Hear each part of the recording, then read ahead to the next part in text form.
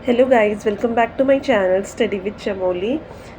सो guys, हमने history of Uttarakhand में अभी तक pre and proto history of Uttarakhand, Paurav Varman dynasty, Katyuri dynasty, Parmar dynasty of Garhwal, Chand dynasty of Kumaon देख चुके हैं। अब मैं आपको बताऊंगी गोरखा किंगडम के बारे में, गोरखा कैसे आए उत्तराखंड में एंड उनके टाइम पे क्या क्या हुआ and then East India Company से कैसे फ़ाइट हुई। तो गाइस शुरू करते हैं। शुरू करने से पहले मैं यही कहना चाहूँगी, अगर आपको मेरी वीडियो किसी भी तरीके से हेल्प करी है तो मुझे कमेंट सेक्शन में ज़रूर बताइएगा।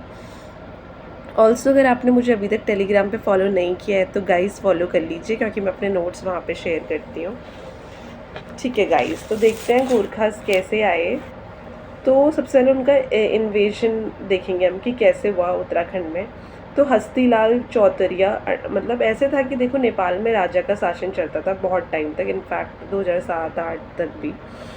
लेकिन जो रियल पावर होती थी ना वो आर्मी के हाथ में होती थी। ठीक है, मतलब राजा का क्या है वो डिपेंड करेगा आपकी आर्मी कितना स्ट्रांग है। तो जो बेसिकली उत्तराखंड में इन्वेजन हुआ था ना वो भी नेपाल की आर्मी ने ही किया था बेसिकली। तो इन्वेजन के टाइम पे क्या हुआ, हस्तीलाल चौतरिया जो थे, चौतरिया मतलब बेसिकली ये राजा के चाचा थे। काजी जगजीत पांडे, ये आर्मी में पोजीशन थी काजी, एंड अमर सिंह थापा और सुरवीर थापा, इन्होंने काली रिवर को क्या कर दिया, क्रॉस कर दिया और अल्मोड़ा को इन्वेट कर दिया, अल्मोड़ा में आ गए। अब क्या वो उस टाइम पे राजा थे महेंद्र चंद। मैं आपको ऑलरेडी बता चुकी हूँ कि कैसे कुमाऊँ पे उस टाइम पे टर्मोइल वाला फेज चल रहा था। महेंद्र चंद ने इनिशियली तो अमर सिंह थापा को रोकने की कोशिश की और उनको बोला आप छोड़ के चले जाओ, लेकिन बाद में क्या हुआ कि उनके जो अंकल थे महेंद्र चंद के, लाल सिंह, वो हार गए लड़ाई में। अब क्या हुआ कि जो ये राजा थे महेंद्र चंद, ये खुद भी वहाँ से भाग गए। ठीक है, और गोरखाज ने विद जो दूसरा दल था, वहाँ पे दो दल चलते थे ना, हर्षदेव जोशी की हेल्प से कुमाऊँ को कैप्चर कर दिया बिना किसी रेजिस्टेंस के, क्योंकि राजा तो भाग गया था। अब क्या हुआ कि उन्होंने 1791 में ही प्रिपरेशन कर दी थी गढ़वाल को कैप्चर करने की, हर्षदेव जोशी की हेल्प से। लेकिन क्या हुआ, उनको उस टाइम चाइनीज़ से लड़ाई, वॉर चला उनका नेपाल में। तो उन्होंने वहाँ पे ट्रीटी साइन की, बोला हर साल इतने का रेवेन्यू दे देना, और उस टाइम पे छोड़ दिया 1792 के टाइम पे। फाइनली उन्होंने गढ़वाल पे मतलब विजय पाई थी 1804 में, खुड़बुड़ा के युद्ध में। ठीक है, फिर उसके बाद क्या था कि गोरखास के एक्ट क्या थे, मतलब क्या क्या गोरखास ने किया वहाँ पे। अब वो आ तो गए, ठीक है, अपना अल्मोड़ा को कैप्चर कर लिया विदाउट एनी रेजिस्टेंस। अब किया क्या उन्होंने, उन्होंने ना जो रॉयल लेडीज़ होती थी जैसे क्वीन वगैरह, उनको कैप्चर कर लिया। ठीक है, और के जो मतलब राजा के दरबार में कोर्टियर्स वगैरह होते थे उनको भी बहुत ऑप्रेस किया और अल्मोड़ा को पूरा लूट लिया, मतलब खाना, पैसा, जितनी भी चीज़ें थी। मतलब कहा ये जाता है कि एक टाइम पे जो वहाँ पे लोग रह रहे थे ना, वहाँ की प्रजा जो थी, उनको कंडाली या फिर बेरीज पे, हिसालू जो फल होता है ना हमारे यहाँ पे, कंडाली या हिसालू खा के अपना गुजारा करना पड़ा था। उन्होंने ना सारी वेल्थ जो थी कुमाऊँ में उस टाइम पे वो ट्रांसफ़र कर दी कैनीज़। कैनीज़ मैंने बताया था ना, बंधवा मजदूर जो ज़मीन से जुड़े हुए होते हैं, उनकी हेल्प से पूरा वहाँ पे ट्रांसफ़र करा दिया नेपाल में। ब्राह्मण्स को भी काफ़ी ऑप्रेस किया गया विद द हेल्प ऑफ, मतलब ऐसे फोर्स लेबर करके। बहुत नाखुश थे लोग, अनहैप्पी थे जब 1790 से 1815 तक गोरखास के राज में। अब गोरखास का एडमिनिस्ट्रेशन कैसा था, मिलिट्री गवर्नर्स के नाम होते थे सुब्बा या सूबेदार। ठीक है, और ये सुब्बा या सूबेदार किंग ऑफ नेपाल को रिपोर्ट करता था। काजी और नायब सुब्बा सूबेदार को हेल्प करते थे टू परफॉर्म हिज ड्यूटीज़। पहला सुब्बा कौन था, जोगा मल्ला साहा, याद रखना है आपको। ठीक है, वेरी इंपॉर्टेंट जो मैं बताने जा रही हूँ। बड़ा बम साहा ने बहुत टाइम तक रूल किया उत्तराखंड में। ठीक है, सूबा ही था ये भी, बड़ा बम साहा। उन्होंने पूरा एडमिनिस्ट्रेटिव और टैक्स स्ट्रक्चर को पूरा ट्रांसफॉर्म कर दिया। और हमने गोरखास के टाइम पे भी देखा स्लेवरी बहुत ज़्यादा रैम्पेंट थी, मतलब इसे स्लेव्स को खरीदा बेचा जाता था, ओवर टैक्सिंग थी, बहुत फोर्स लेबर था, मैंने आपको भी बताया। ब्राह्मण से तक फोर्स लेबर करवाया गया। गोरखास को ना जो लोकलाइट्स थे उत्तराखंड के, वो सोशली इन्फीरियर मानते थे, स्पेशली इन कुमाऊँ में। ठीक है। तो जो हालांकि जो उनका राजा था वो राजपूत था, लेकिन हम उनको सोशली इन्फीरियर मानते थे कुमाऊँ में। तो उनको ना बहुत, फिर उनको काफ़ी आयरन रूल करना पड़ा, मतलब आयरन हैंड से रूल करना पड़ा, मतलब ऐसे फोर्सफुली रूल करना पड़ा क्योंकि लोगों के अंदर एक्सेप्टेंस ही नहीं थी, क्योंकि हम उनको इन्फीरियर मानते थे। ऑफिसर्स के जो नाम होते थे वो होते थे सुब्बा, मैंने बताया सुबा या सूबेदार, काजी, जामादार, फौजदार, नानी हवलदार, दफ्तारी एक्सेट्रा। ठीक है, उन्होंने ये जो नाम थे वो ब्रिटिश आर्मी से अडॉप्ट किए थे, ब्रिटिश आर्मी और पुलिस से। ठीक है, उन्होंने सामंत, सामंत मैंने बताया था ना, राजा जिनको हरा देता था तो वो राजा के सामंत बन जाते थे, तो उन्होंने सामंत लोगों को भी बहुत सप्रेस किया। ठीक है, बट जो कॉमन लोग थे ना उनके लिए पॉलिसी जो थी चंद्र डायनेस्टी की भी और गोरखा की भी वो ऑलमोस्ट सेम थी। उन्होंने सारे प्रीसियस मेटल्स जो भी उस टाइम पे उत्तराखंड में होते थे वो सब नेपाल में ट्रांसफ़र कर लिए, और मैंने बताया लोगों को हिसालू और कंडाली पे जीना पड़ा वो खा के।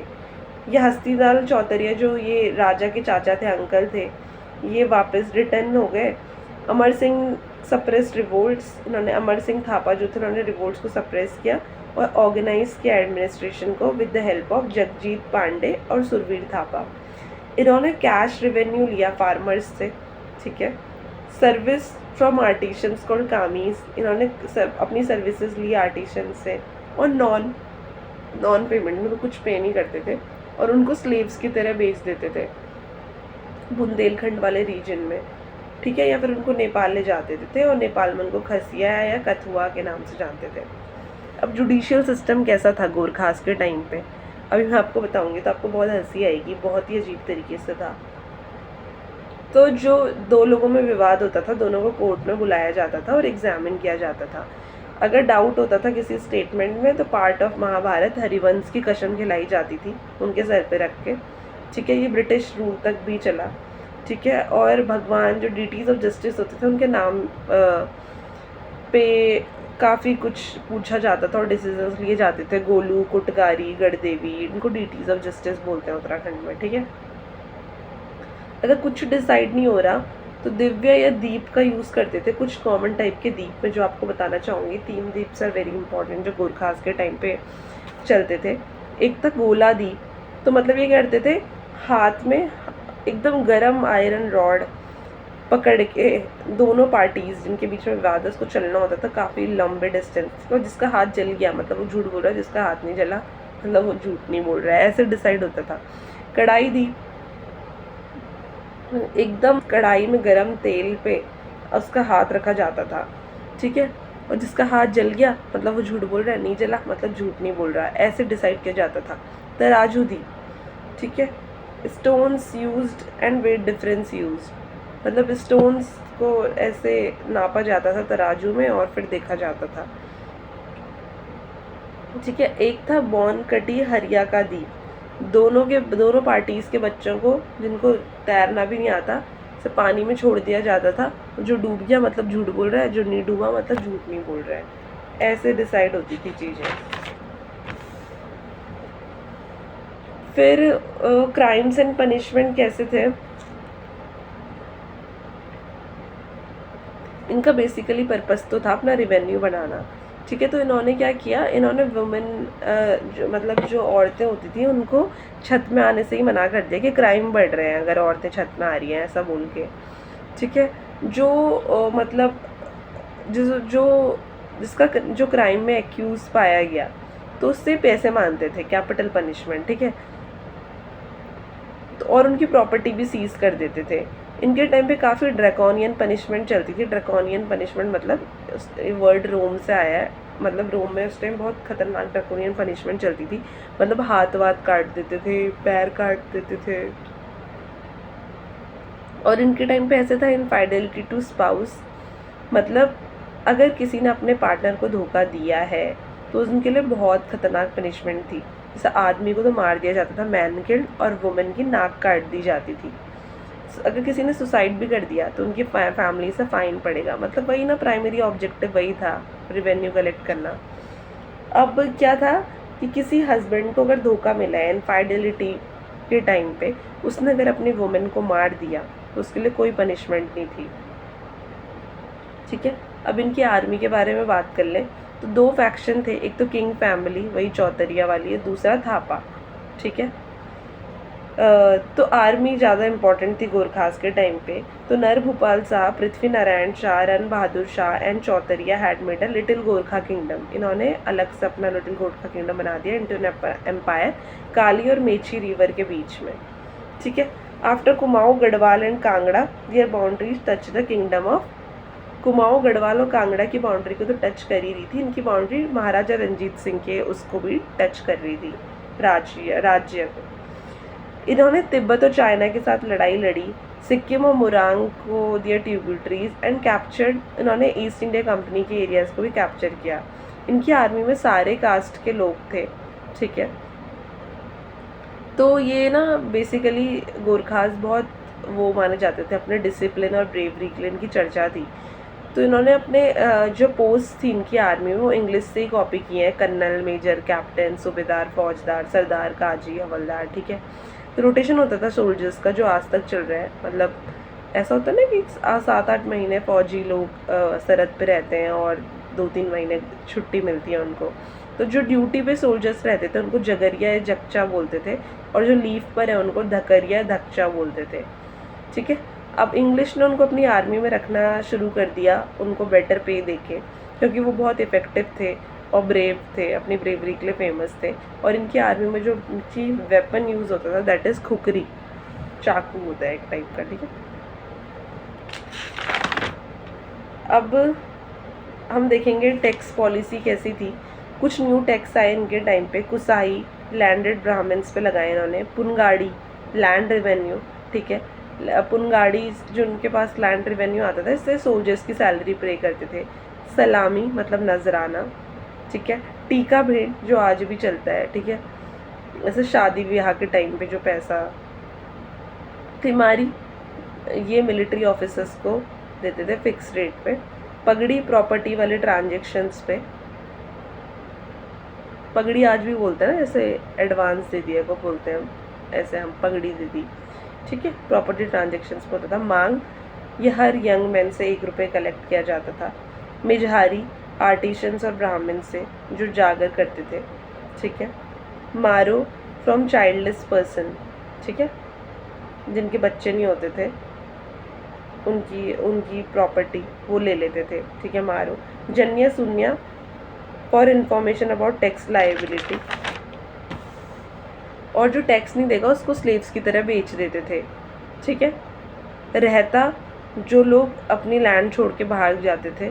बहता जो छुपाई हुई प्रॉपर्टी है। अधनी दफ्तारी रेवेन्यू ऑफिसर्स जमींदार से लेते थे जो टैक्स, ठीक है। अब इनके टाइम पे रिलीजियस डोनेशंस क्या थे। गूंठ जो टैक्स था वो बहुत सारे टेम्पल्स में लगता था।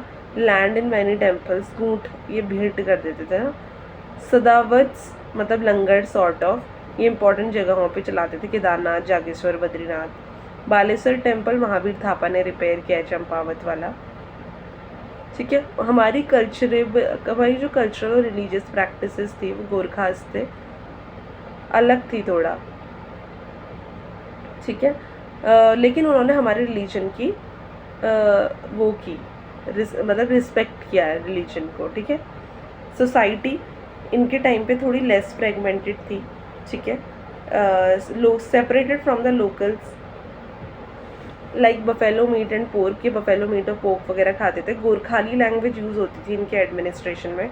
ज़्यादा एजुकेटेड तो नहीं थे लेकिन काफ़ी डिसिप्लिन सोल्जर्स थे। और हिंदूज और बुद्धिस्ट दोनों थे। Dashain was their most important festival, ठीक है। इनका दसाइन सबसे इम्पॉर्टेंट। और ये जो ड्रिंक यूज़ करते थे फेस्टिवल्स को बोलते थे जाड़, ठीक है।